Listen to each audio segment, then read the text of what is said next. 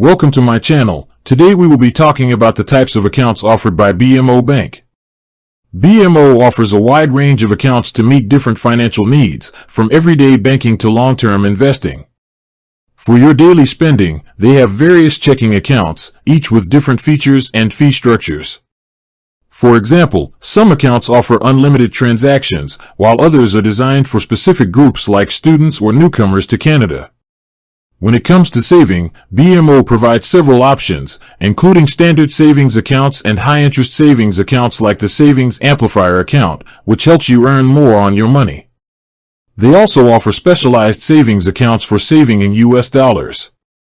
For those looking to grow their wealth through investments, BMO has a variety of investment accounts.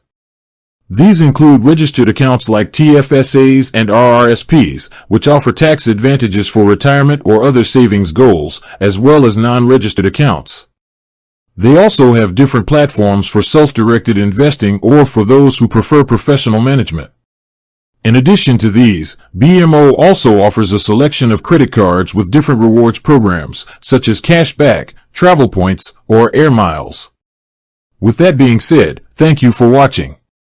For more finance videos, kindly check my page. Please like, share, comment, and subscribe to my channel. Thank you.